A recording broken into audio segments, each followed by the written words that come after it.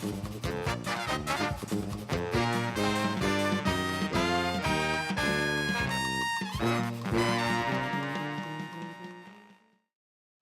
afternoon, Max Brantley with the Arkansas Times on Thursday, September the 13th. Well, here's the question for today. Has Donald Trump ever made a worse tweet than the one in which he disputes that 3,000 people died in Puerto Rico after the hurricane as a result of poor medical care and a variety of other stressful conditions brought about by the lack of emergency services? He's getting widespread criticism for it, but you know, the fire hose of big lies can sometimes put down criticism. Donald Trump certainly knows how. Big news out of Fayetteville today. Former state representative Micah Neal got a probationary sentence with 1 year of home confinement for his role in taking kickbacks from state money sent to Ecclesia College. John Woods was the mastermind.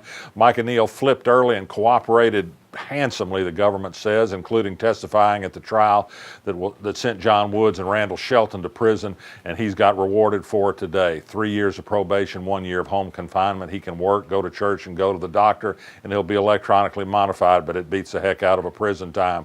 The U.S. attorney seemed to almost sound like Micah Neal had become a friend. He'd become so cooperative. The judge said it was something of a conundrum to decide what to do about sending a message for wrongdoing, but that we want to send a message that cooperating with the FBI is a good thing. Micah Neal was a winner today. John Woods has 18 years ahead of him. Well, there's a lot of blowback today and from a lot of quarters, state, locally, and nationally about Asa Hutchinson's doubling down on backing the state's work rule and its burdensome requirement that you can only report on your work to get Medicaid by means of computer. Almost 5,000 people have been thrown off now, and it looks like we're going to lose 5,000 to 6,000 a month for many more months to come because of this rule.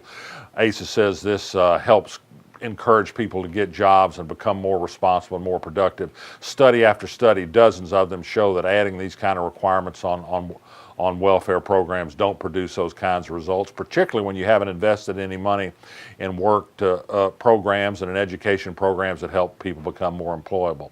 Well, Asa Hutchinson won another one today at the State Board of Education. No surprise, it's his education commissioner, his Board of Education, and they voted 5-2 today to shift Arkansas Governor School from Hendrix College to Arkansas Tech University. It's only been at Hendrix for 38 years of existence. The really big news, more so than a switch in campuses, is the fact that the curriculum is going to change. It's going to have a digital focus, a computer focus. This is a big step away from the sort of thing that Governor School was supposed to produce, which is wide-ranging intellectual discussions, but Ace is all about computers, and he's going to get his way at Governor School.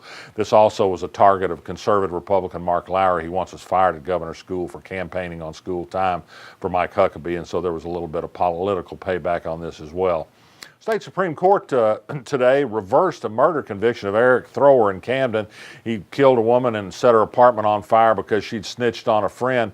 The court said that there was evidence aplenty to convict him of this crime, but they didn't like the record of the case. This is one of those kind of hyper-technical things that you might expect the liberal court to do, which this course is not, but they said there simply wasn't a record of things like bench conferences and jury instructions and what the judge had said that they could make a fair ruling on the defense's arguments, and so they've sent it back for retrial. Kind of a surprise from this court.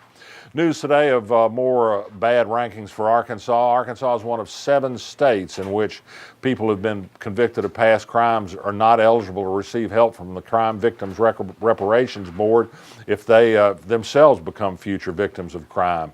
The State Crime Victims Reparation Board, in fact, recommended against a change in this law last year. So we're in that group that punishes people, even crime victims. There's no rehabilitation for a criminal in Arkansas, as we often see.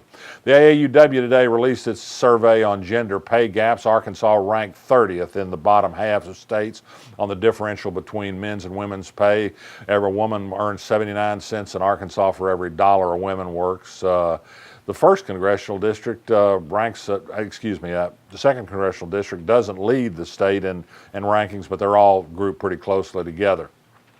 Here's one for your calendar. Mike Pence, the vice president, is coming to Little Rock September 21st. Mike Wickline of the Arkansas Democrat-Gazette reports it's going to be a rally for French Hill. Some people might not want the likes of Mike Pence vouching for him. French Hill does. You can decide whether that's good or bad. And here, speaking of the second district race in Congress, an issue popped up at a very curious timing yesterday.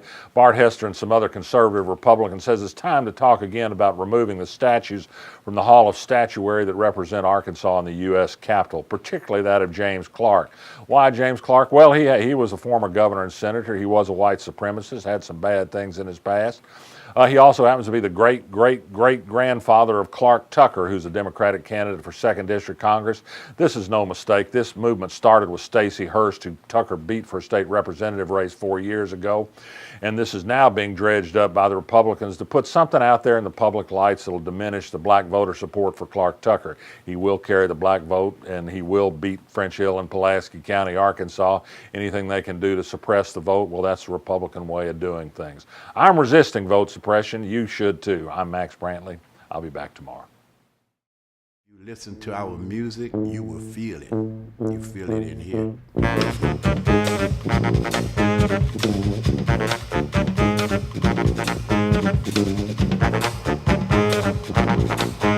The music is surviving, probably more than ever. We owe it to New Orleans, we owe it to the world to keep it going.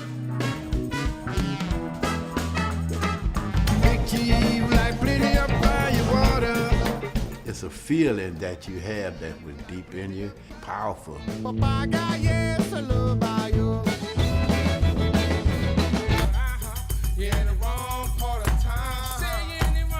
What is Mardi Gras Indian to New Orleans? Mardi Gras Indians is New Orleans. We created rock and roll. We created swing. You know what I'm saying?